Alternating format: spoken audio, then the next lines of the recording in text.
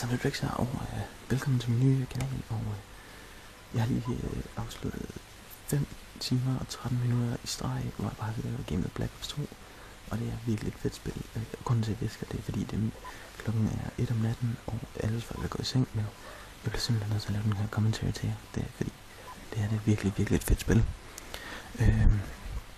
Men jeg var først frem at sige tak for al den support, I har givet mig på min nye channel. Altså allerede 20 subscribers, og jeg har lige åbnet channelen. Jeg har ikke engang uploadet en video nu. Det er virkelig fedt. Det synes jeg går awesome, så tak for det. Og lad os gå i gang med kommentaren. Det her, det er mig, der spiller på mappen Standoff, tror jeg sådan den hedder. Et eller andet random sted i Tjetjenien, eller Rusland, eller Ukraine, sådan dernede af. Og jeg spiller med en M25, tror jeg sådan den hedder. Reflex Sight her på. Det ligner et cut forstyle Red Dot.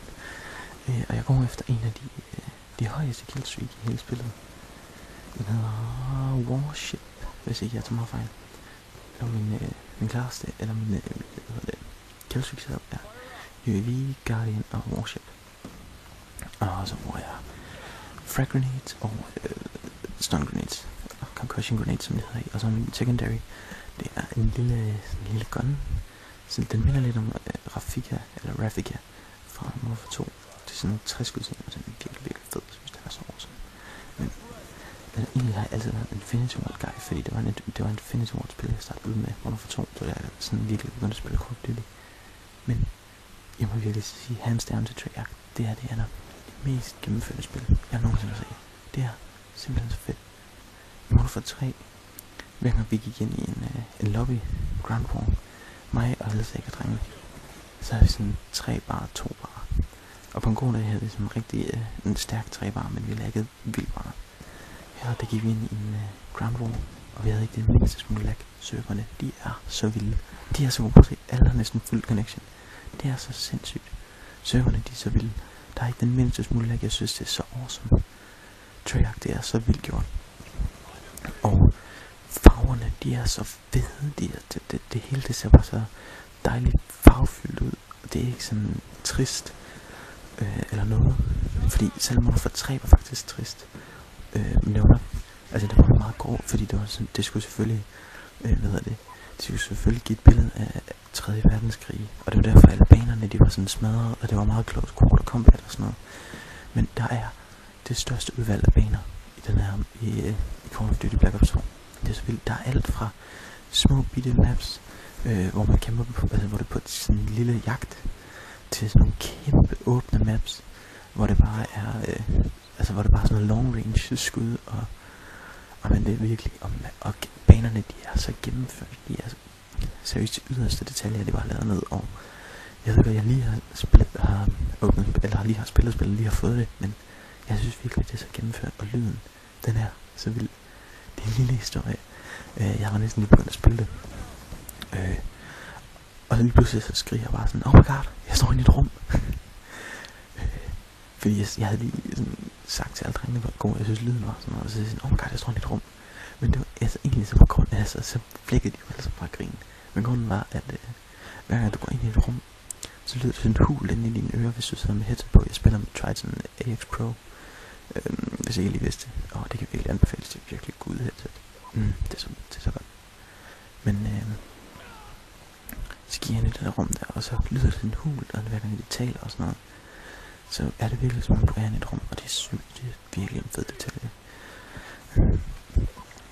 Men killstreaksene, de bliver også bygget op på en anden måde den her gang. Hver gang du får et kill, så får du nogle point. Hver gang du secure et flag, så får du nogle point, og hver gang du får et assist, får du nogle point, og hver gang du kaster en flashbang, og der er en eller anden, der skyder dem, får du også en lille smule point. Og alt det tæller det sig sammen, og så til sidst så får du sådan en killstreak. Så for eksempel en UAV, den koster, lad os sige, 300 point, jeg kan ikke lige huske det. Men, og så får du måske 50 point for et kill, 50 point, eller 50 point for et secure, eller, og så får du 25 for et assist, og så kaster du måske en flashbang, og så er der en, der skyder, så får du måske 10 point, eller et eller andet. Og sådan går det bare videre. Men en UAV er stadigvæk cirka 3 kills. Måske et secure og sådan noget. Og jeg synes det er så fedt, de har lavet det sådan. Jeg synes det er så dejligt, fordi folk de camper ikke så meget, de går meget mere efter flagene, de går meget mere efter objective, de går meget mere efter at vinde, og det gør jeg også. Jeg startede ud med en 7-0 win streak, da jeg lige var joinet, og så lige nu tror jeg den ligger på 4 eller sådan eller andet, altså en 4 win streak, win loss streak, og jeg tror min KD er på 1,2 eller sådan noget, den er ikke sådan vildt høj, men jeg har tryhardet efter at vinde. Nå ja, og lige før jeg fortsætter med det her, så det er noget nyt, der kommer. De deler efter 5 minutters game time, så skifter du side, så lad os sige, at du for eksempel spawner på A, eller på A, og så spiller du i 5 minutter, og så kommer der halftime, og så spawner du ved C, og så spiller du igen. Jeg synes, det er sygt fedt. Det er slet ikke forvirrende eller noget, og det er faktisk virkelig, virkelig dejligt, fordi det giver dig lige sådan en lille tænkepause-agtigt, og du kan heller ikke dø i spillet, fordi hvis du bliver ved med at køre det samme spawn trap for eksempel, eller et eller andet, eller du sidder fast i et spawn trap, eller der er bare hele en kamp om flaget, så bliver det virkelig, virkelig kedeligt til sidst. Altså det er virkelig en god, et rigtig godt feature til spillet, synes jeg. Den her lille ting her, det er virkelig min yndlingskillstreak i hele spillet. Den hedder Guardian. Det er sådan en ting, der sender... og jeg har faktisk lige vinduet åbent, så hvis jeg lige kunne høre den her bil køre forbi, så derfor. Men det er sådan en ting, der sender heatwaves ud, og så hver gang der er en enemy, der går ind i den, så får du en hitmarker, og så hver gang den bliver skudt, så bliver skudt dit enemy, så får du så point for det.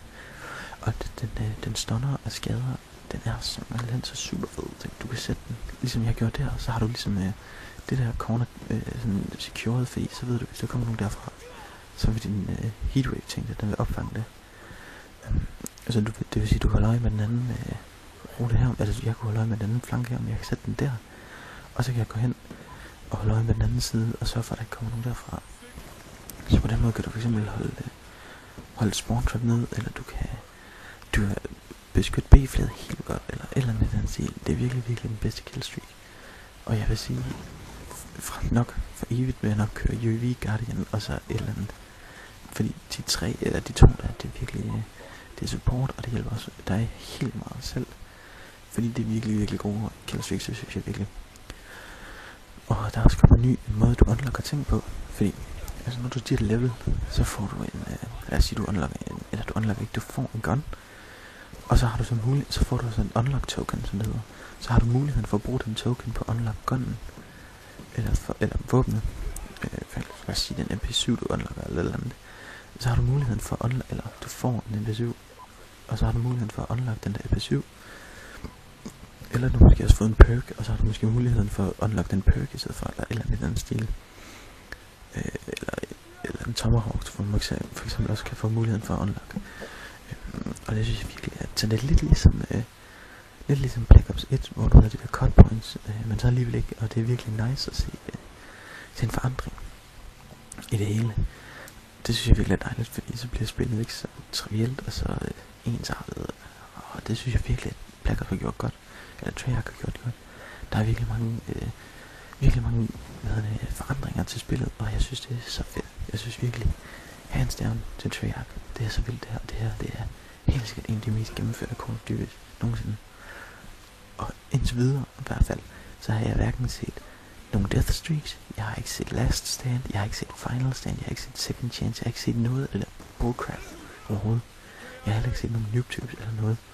Og der er ikke nogen våben indtil videre, som virkelig har irriteret mig, eller jeg bare blevet gået på nerverne overhovedet eller noget. Slet ikke. Det er virkelig så... Jeg synes virkelig, at spillet det balanced. Det synes jeg. Og sniping.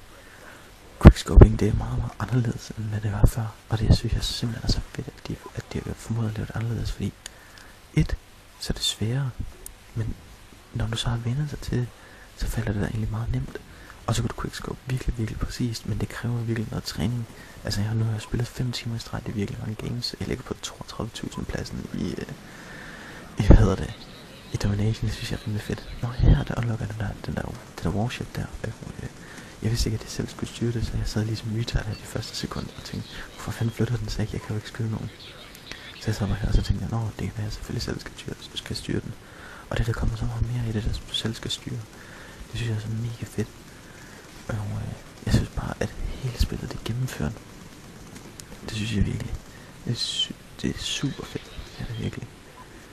Og jeg vil sige, at indtil videre, så synes jeg virkelig, at det er dejligt, at man kan gå efter, eller du kan blive sådan, altså Modern Warfare 3 var på vej til det der, med at du kan blive rewarded for at gå efter objective. Men Black Ops 2 har virkelig sådan taget det til sig og ført ud i virkeligheden. Fordi man kan virkelig gå efter objective og stadig virkelig på for en god score. Det er virkelig ikke særlig svært. Fordi det er alt, hvad jeg har gjort indtil videre. Og jeg kan stadigvæk få de der 42 score og sådan noget i den stil. 35, 10, 35, 5 og sådan noget i den stil. Dem kan man stadigvæk få. Selvom du ligger på objective hele tiden. Det synes jeg er virkelig fedt. Hvis du kigger op på mappen lige nu, så er det sådan, at Counter UAV det ser ud nu. Så på den måde, så er der virkelig mange forandringer. Og det der gør, at spillet det er så super fedt. Det er virkelig det. Jeg synes bare, Treyarch, de har virkelig gjort et fantastisk job. Så jeg håber, jeg ikke kunne holde min visken ud. Men jeg vil virkelig gerne uploade den her kommentar til jer.